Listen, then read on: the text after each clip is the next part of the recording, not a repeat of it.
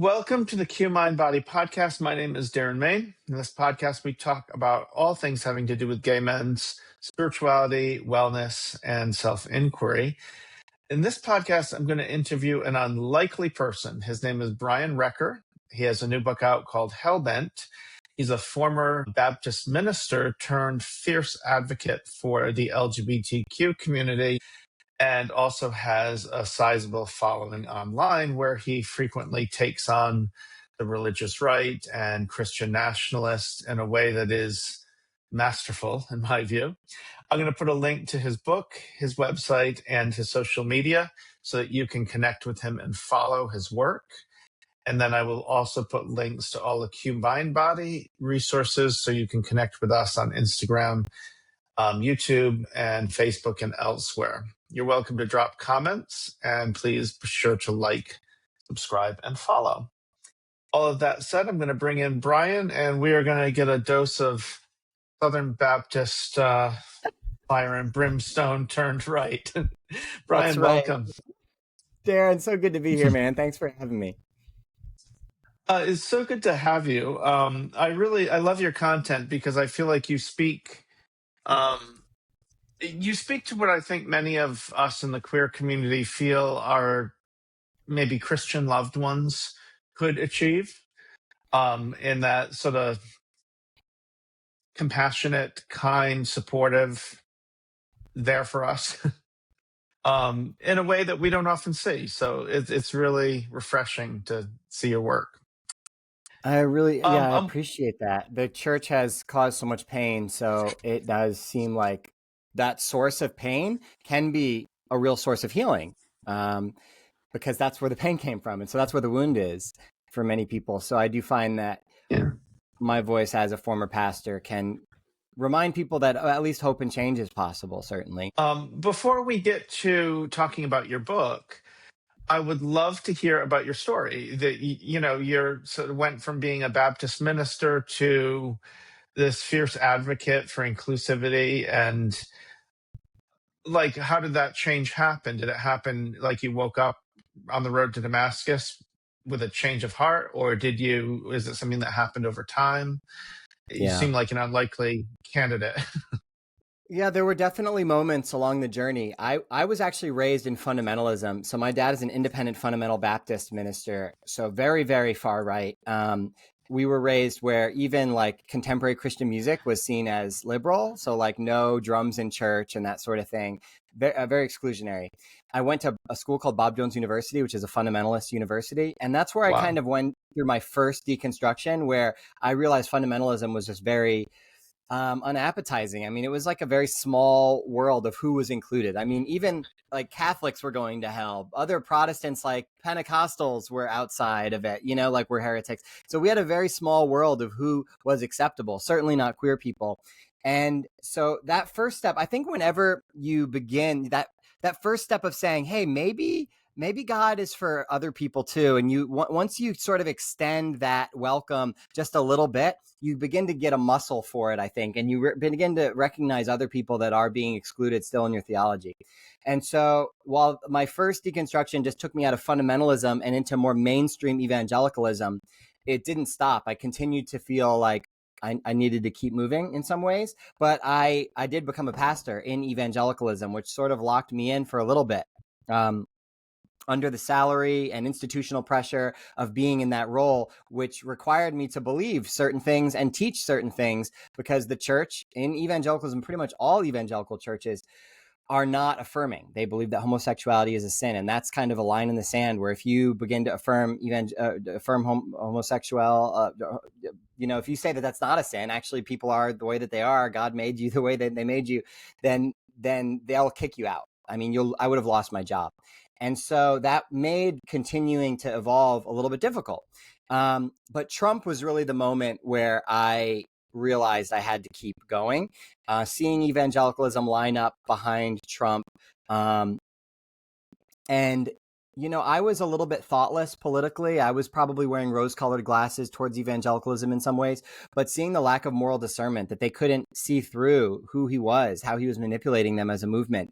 And The fact that it involved so much hypocrisy. They overlooked all of his philandering, overlooked paying off porn stars, and all this stuff that he was doing, overlooked the Access Hollywood comments, grab him by the pussy, like overlooking that, calling it locker room talk. Meanwhile, being so hard on queer people, being so hard on, what Bill Clinton did in the White House, and seeing how the goalposts would just move so easily, I began to realize that a lot of these boundaries are arbitrary. They're not really coming from God. They are coming from a desire to have insiders and outsiders and to have scapegoats like the queer community. And so I began to continue to wrestle with that. And that wrestle ultimately led me to stepping out of evangelicalism and resigning from my pastoral position. Yeah. This is sort of an aside question, just since you brought it up. It's one of the more perplexing things that I've ever seen. The evangelical movement and its like embrace of Donald Trump. I truly don't. I still to this day don't understand it. And I'm wondering why you think that is, because it seems like a no-brainer. He's a horrible human being. Right. On his face. I mean, it's not like you have to uncover some deep, dark conspiracy. Every word out of his mouth is right. Like Just if you took the red letters right. in the Bible and flipped them upside down and read them in the mirror, That's a great point. It's true. And that was the wake-up call that I needed, because that seemed really obvious to me. And I was confused why this didn't seem obvious to other people in the movement that I was a part of. Watching the people in my church get behind Trump was kind of radicalizing for me in many ways, and made me kind of begin to question the moral discernment of the entire movement, to say, wait, what else are we maybe wrong about? Because what became clear to me from 2015 when I first started questioning it to 2020 when I finally stepped away. So there were 5 years where I was trying to do like a change from the inside type of a thing, and like push back against some of the darkest sort of aspects of our movement, and trying to encourage people to be more kind, more welcoming, and that sort of thing. And it was 2020 when I finally realized, and what caused me to quit ultimately, was that I realized that Trump was not an aberration in the evangelical movement. Like, whoa, that's a real outlier. What happened here? No, Trump was in very many ways the natural culmination of that movement and what they wanted. Because it's never really been about actual morality for everybody. It has always really been about power for them and cultural supremacy. And whatever person will be on their side to offer them that, they would have gone along with, and they'll make whatever excuses they need to make and do whatever mental gymnastics they need to do to make it work. And also, violent, dominant, patriarchal supremacy, white supremacy, really is at the heart as well of much of the white American evangelical movement. Very often, and this is common whenever you have a majority religion that gains a lot of cultural power and political power, that religion, rather than becoming a pathway into love and transformation, a pathway into becoming the kind of people that are more welcoming, that are self-sacrificial, it becomes instead a tool for empire. Christianity in America very often is not about, people on a pathway to become more like Jesus. For many people, and for the movement as a whole, it really is a tool of cultural supremacy, which is why when they are talking about things right now, like getting behind a movement that is primarily anti-immigrant, despite the fact that most of the immigrants coming from the southern border are Christians. The percentage of immigrants crossing the border that are church-going Christians is a much higher percentage than the average American being a church-going Christian. And so the movement is not primarily about following Jesus. Unfortunately, it has become a tool for cultural supremacy. Well, you bring up a lot of points, and I a lot, and I'm sure we could talk for hours. But I'm curious. There's sort of two threads I'd like to pull on, and you can pick whichever one or both of them. One is we're at a political moment where the rise of Christian nationalism, meaning that intersection between conservative far right Christianity and taking a lot of power in the government and being more of a theocracy, is a very real threat. I would argue it's already started to happen, and queer people generally don't fare so well in theocracies. And what do we need to know about that? But also, we probably have family members. It's sort of like, I see it as a cult. And we Yeah. love our mothers, our fathers, our uncles. And how do we help them see the light? Because obviously pointing Yeah. out, Trump had an affair with a porn star isn't working. Right. What Man, is there anything we can do? so I know that the primary audience of this podcast is queer men, and I'm sure there are things you can do, but I guess for me, one of the reasons that I speak out the way that I do is I don't think this is y'all's problem to solve.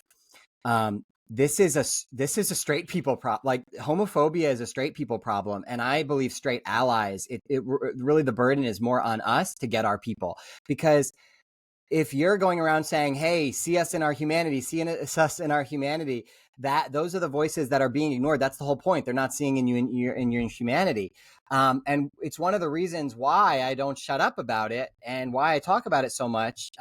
Because I think the world needs to see more straight people making this our problem. This is not. For gay people are not going to be the one that probably are able to, and you have had to through history, standing up and saying, I'm a person, I matter, my rights matter. Of course you need to do that. But I would really challenge, firstly, any straight people listening to speak up and call out other people in your life. And because you can do it in a way, I think that a gay person wouldn't be able to in the same way, to call straight people in. But that being said, yeah, I mean, I think, man, it's really hard to argue, because your humanity shouldn't be up for debate, like you having the same rights as everybody else, for you to even go to those family members and say, like, yeah, I actually just want to be acknowledged the same as everybody else. I want to be able to come to my to my family's holiday party with my partner the same as everybody else and not be treated differently, or I want to be able to have those same rights. That is a really frustrating place to be, I think, because, nobody should be in that position where they even have to do that. And I guess what I would remind you, though, of, if this is helpful, to remember that many of the people that believe these things, they feel like they have to in order to be true to God, in order to honor God. And so many of them don't want, and I'll say this for myself, when I was a pastor and I was in an anti-gay church, and that was my theological position, was that homosexuality was a sin. I never liked that. It didn't ever really sit right with me. It never felt good in my spirit. I wasn't like, yeah, of course God hates gay people. That just makes sense. I mean, look at him. Like, no, it was like, man, that sucks and it's sad, but it's what the Bible says. And in some ways I felt bound and hamstrung by certain Bible verses. And so maybe that's a helpful perspective, to have grace for some of these people who are actually being told to suppress their intuition, suppress even that desire to love and accept. We're told, and we're seeing books. I don't know if you're familiar with Allie Beth Stuckey, just had a book come out called Toxic Empathy. In other words, the very impulse to be like, wow, you're just like me, and your love matters just like my love, and so I should acknowledge it. That feels like that's an empathetic response. Yeah. And so books like Allie's and other Christian leaders are saying, well, that empathy is toxic, because it's causing you to accept people that God would never accept. And so God's truth has to come before your feelings. And in other words, they're really making it impossible to love, because they're putting love for God at odds with love for people. Yeah. What they're missing is that the way that we love God is by loving people, and that God's truth is always about loving people. I once heard an MCC preacher speak. The MCC church was the first and only welcoming church for queer people. And then other churches, more liberal churches, came on board. But he said that he was speaking about, I think it was Jacob, the multicolored dreamcoat. I don't think he really had one, but how most people interpret that as God demanding this sacrifice of him and then staying his hand right before he sacrifices his son. And he has reinterpreted it as saying, God stayed his hand, basically saying, stop sacrificing your son for me. I'm not asking that of you. Yeah. And he compared that to a lot of parents of, queer kids, or who they feel like they have to sacrifice their relationship with their child or their brother or whoever. because of their faith. And God is saying, no, that's not Yeah. what I'm saying. Wow. And I thought it was an interesting flip of what everything I was taught about that. Beautiful. Yeah, I love that you just mixed up 3 Bible stories though, because you said Jacob and the coat is Joseph, but the sacrifice of the son was actually Isaac and Abraham. So, but Well, all this that is being said, your point stands, and I love that interpretation of the Isaac story, because you're right. This is a story where God would never ask us to sacrifice. That's the point of the story. The point of the story is not that sometimes God tells you to kill your kid. The point of the story is that that's not what God would do. That is the point of that mythological story, is that God doesn't ask that of us. That's not who God is. That was, in that tribal world, that was the way that they viewed gods. That's exactly the kind of thing that a deity would do. And so this is an inversion of of this kind of instinct that we have, is that God is a punisher, that God is out to get us, that God, of course, is going to cause us to sacrifice even our children. But the whole point is, this is a new kind of God. That's not who God is. That's not who God ever was. God is actually the one calling us to love our neighbors, love others. And what you mentioned, this classic story of so many parents of queer kids who are in the church, that they are told that to love your kids, you might even have to cut them off, because if your kid is having a gay wedding and you go to that gay wedding, then you are approving and celebrating sin that could lead their souls to hell. And so if you were to go to their wedding and celebrate their love, it might feel good in the moment to celebrate their love, but you're actually condoning something that's going to cause them to lose their eternal soul. So out of love for them, you should actually punish them and put that distance. And what I would say is that's not what love looks like. But for many people who are bought into these punitive spiritual models, and I believe this has a lot to do with hell as well. When you believe that your gay kid is going to go to hell for being gay, then it actually feels loving to punish them or cut them off, because what could be more important than trying to save my kid from hell? Yeah. I just officiated a same-sex wedding, and the father did not come for that reason. Oh, And it was so deeply hurtful to the groom, one of the grooms. But where it really broke my heart was for the father. Like, yeah. it would have been nice to have him sitting there for his son, but for him to cut off that part of his heart was. And I'm a single dad myself. I can't imagine anything keeping me from my son's wedding. Dude. Um, well, It does let's break talk a my little bit heart. about your. And I think what you just said is really important, though, because I think for many of us, that hurt is real, and this doesn't diminish your pain at all. But it is always good for me to remember, like, that's a painful thing for him too. Like, he's experiencing pain. Now it's of his own making. Like, he's in a sense a prisoner of his own beliefs. That you don't think he wants to be able to celebrate his son, but he's believing a lie, really a punitive lie that is making it impossible for him to enter into the most human celebratory moment that, of course, he wants to. And yet, so these systems are the problem. That reminder doesn't excuse that father, but it does remind me that he is also, in a sense, oppressed by this system in a different way, that he is also experiencing loss. And I don't want his punishment. I want his liberation from that. I love that. I want to talk about your book, because I think your book is really important, and I do hope people read it, whether they identify as Christian, non-Christian, atheists. I just think it's a beautiful reframing of so many things that we've been told, both in a church setting as well as just in society at large. But I would like to tie this to that idea. I remember when I was a kid, there was a dog in wandering through our yard that was injured, and I went running to try and help it. And my father stopped me, saying, "I know you want to help him, but he doesn't see it that way, and he might snap at you. He might bite you." And I feel like a lot of the work you're doing of reframing Christianity and showing a different way to understand it, I suspect a lot of people don't want to hear that. They might be a wounded dog, but they'll still snap at you when you're trying to help them.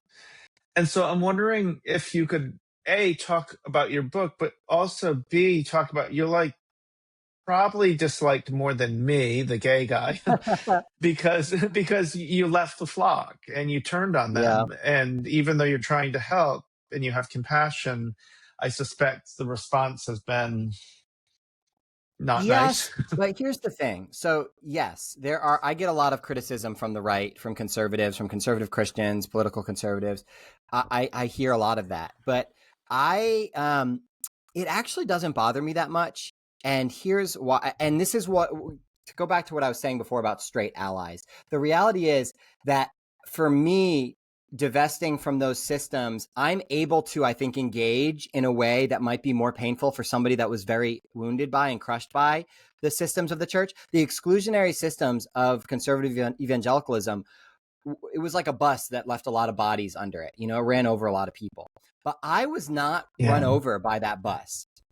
The system was built for me. I'm a straight white guy. I was elevated by that system. And I divested from that system, not because it started to really hurt me, but because I saw how many people it was hurting. And as a result, I don't have some of the same triggers and traumas that somebody who was raised in the church, who was queer, who always felt hated or despised by God or the church might have. And so it's easier for me to take that on, I think, and to go to blows in some ways and be on the front lines of that. And that's kind of what I was saying before, that like, in some ways, the people that, oh, it's not my fight, I'm not gay, like the church doesn't hate me. That's exactly why you need to stand up for the people that are being crucified. And that's what Jesus did. That Jesus stood up for marginalized people. Yeah, he Jesus wasn't a was woman not being caught in excluded. adultery, but he stood up for her. That's right. And I do think that in some ways I'm happy to take that on then. So yeah, they're gonna hate me a little bit, but like they've been hating you guys the whole time. And so it's crazy for me to think that's what love looks like. It's just, and that's, I think, what Jesus meant by saying, take up your cross and follow me. Yeah, there is a cost associated with this. You find the least, there are people being crucified. Right now, our society is crucifying trans people, scapegoating trans people, blaming trans people for shootings that they're not doing.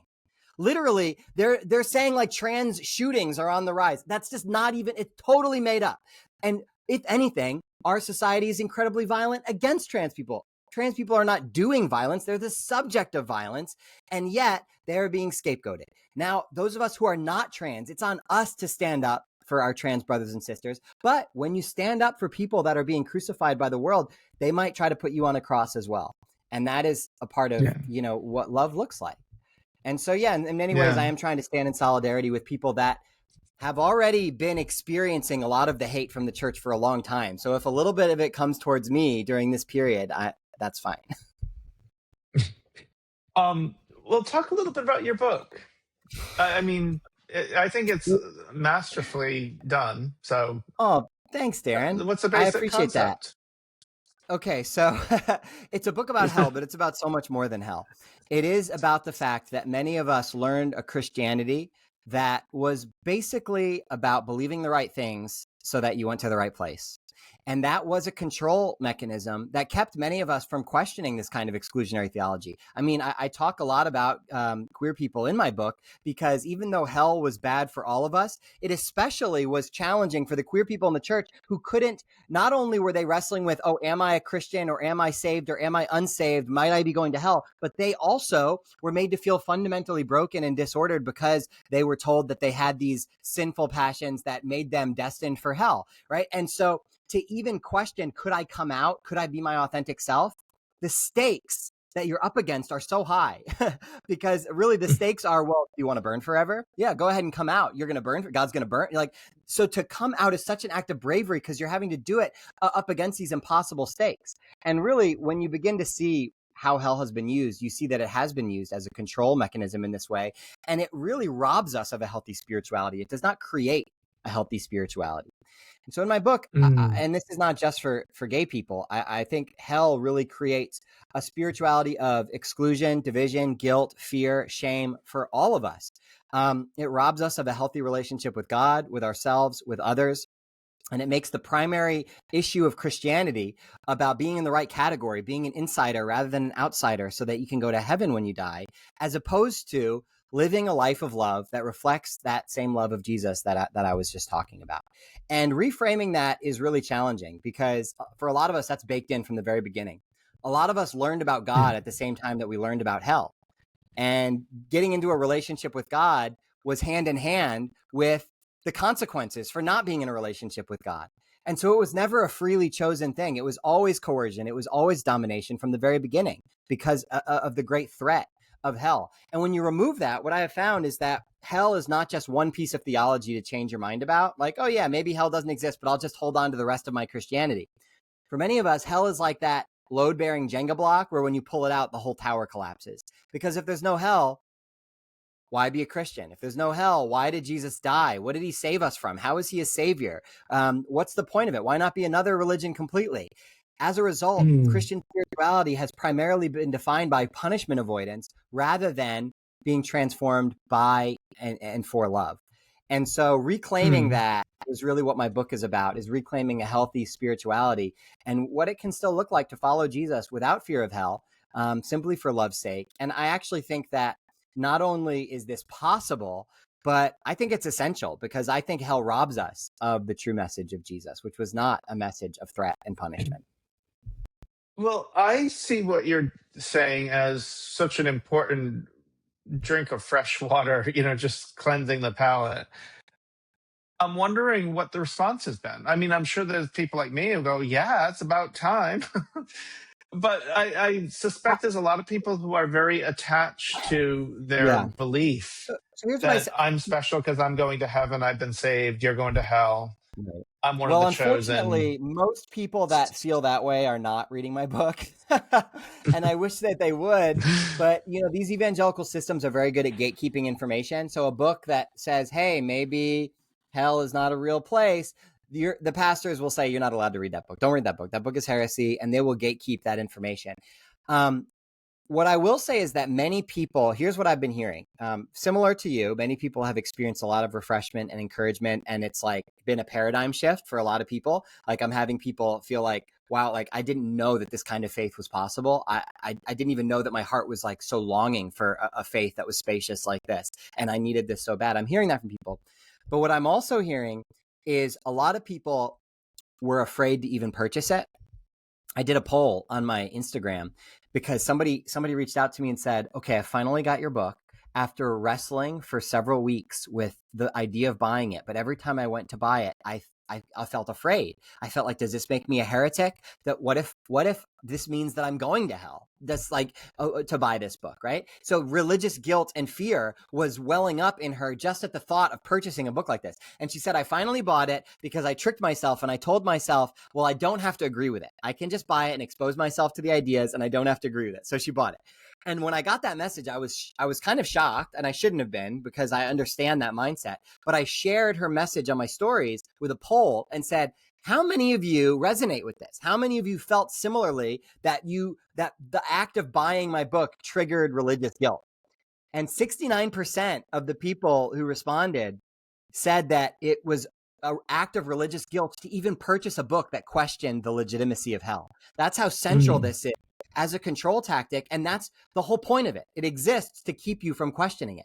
Because once you deconstruct hell, and this is such a beautiful thing, once you deconstruct hell, you can begin to have a spirituality that has imagination again, that has curiosity again, because you can't ask questions if the fear of punishment, the stakes are too high to question the system.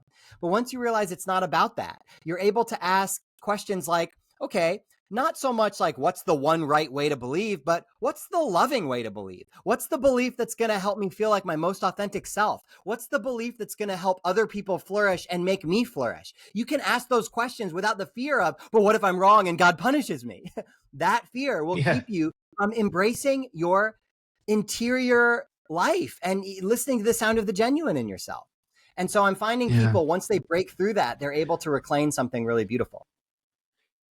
I'm curious, do you have a sense for, you've got a massive Instagram following and probably elsewhere as well, but do you have a sense for who your followers are in terms of, mostly like liberals atheists or I would say it's reformed mostly people that Christians have a or background in evangelicalism or fear-based religion of some kind and are seeing the holes and stepping out of it or wanting to step out of it. So it's a mix of people who've already made some of those steps and people who maybe still need to, but are like taking it in and thinking about maybe taking those moves. And then there's also people that are totally outside of it and that just, enjoy the journey for whatever reason, because I've actually heard from many people who are either atheists or never were raised in fear-based religion that have read my book and still really, really appreciated it. Just to see another perspective on the Christian story has been really refreshing for people, even who don't have this background, which I think is really cool. Yeah. We're going to wrap in a sec, but I have a thought, something I've been pondering, and I'm wondering, I'd love to hear your opinion on it. I feel politically like Americans took their democracy for granted.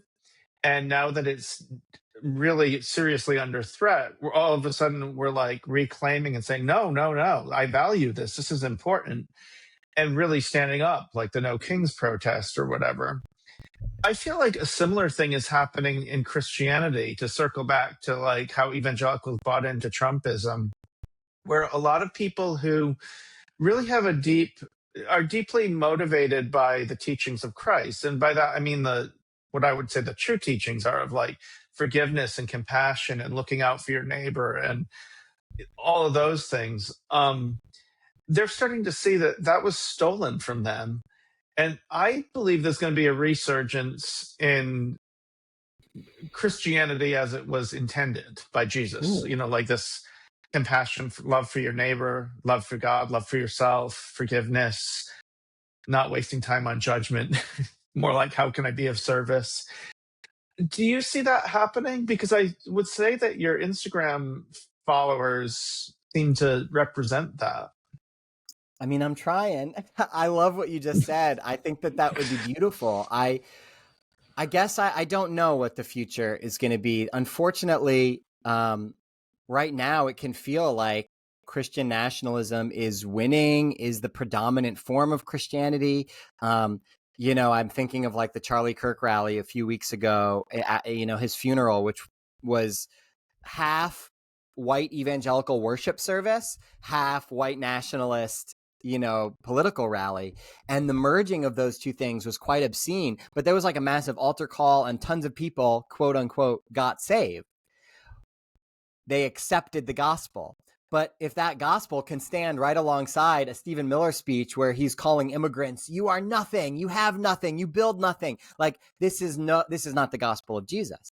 And yet many conservative Christians are saying, oh, we're having revival. Church attendance is up because, post Charlie, Bible sales are up. And I would say that's not what revival looks like. I think revival would look like, us wanting to create a society of welcome and inclusion where the last are first, and the least of these are centered. And instead, we're going into a time where SNAP benefits are being cut and people are going to be going hungry. And a lot of Christians are making justifications for that, quoting verses about, well, those don't work, don't deserve to eat, taking a verse out of context. And so a lot of that can make me feel very worried for the state of Christianity in America. But you're right. What that does present is an opportunity because, as you said earlier, you can literally just read the words of Jesus and it directly confronts all of that. And it's not hard. It's not like you have to reach into the deep cuts of Jesus. Like, oh yeah, this one random verse. No, like just Jesus classic is totally against this image of what Christianity often is in our country right now. And so I do think that there is, it is almost like the gulf is deepening in between these two Christianities. And so it'll be interesting to see what happens. I guess I don't know if a more progressive vision for Christianity is going to become really popular and take hold. I think that would be really cool. I don't need it to be Christianity that saves America, though. For me, the reason I still talk about this stuff through a Christian lens is, first of all, that's my background. And so I have a lot of love still for that tradition and for the person of Jesus. And it grieves my spirit to see Jesus being co-opted and used to baptize violence against minorities, people that Jesus would have died for, that grieves my spirit. And so I want to stand up and say, Jesus wouldn't do that. And I find there's power in that, but I don't think it needs to be a Christian movement that turns this country around. You know, I think it could be led from unexpected places. Yeah, I Gay mean, yoga teacher from Berkeley. absolutely. Like, I think queer people, honestly, have so much to teach us in general. And actually, what could really save this country is centering the voices of our queer brothers and sisters. I don't think we need the country to be more Christian. I'd like it to be more Christ-like, but that might not necessarily mean more people becoming Christians. Are you familiar with Christian de la Huerta? He's an author, he's a friend of mine, and he wrote a book called Coming Out Spiritually. Oh, And wow. his basic thesis is that the first coming out is saying, hey, I'm gay, I like people of the same sex, or I'm trans. But that historically we've fulfilled these roles because we likely didn't have families and stuff. We were able to be priests, artists, and so on, these archetypal roles. And when we are oppressed, when we stay in the closet about who we love, we're also staying in the closet about our ability to be these amazing ministers or shamans or rabbis or whatever, Wow. or artists. And so the world suffers as a result. It's a pretty interesting take. And I think it resonate with that a helped a lot. lot of, yeah, I'll introduce you to him if you like. He's a pretty prominent writer in the queer world, and I just really like his approach, and it reminds me a little bit of what you're doing. So Yeah, I'll have to grab that. That sounds really helpful. And it's true. I think that and Jesus talked about this. Like, he told stories like the Good Samaritan. In the Good Samaritan story, the Samaritans were a culturally despised, othered group. They were religiously despised. They were seen as heretics. If anybody was going to hell, it was the Samaritans. And they were ethnically despised. They were seen as mixed blood and impure. And when Jesus told the story of the Good Samaritan, the punchline of that story is not, hey, God even loves Samaritans. That's not what that story is about.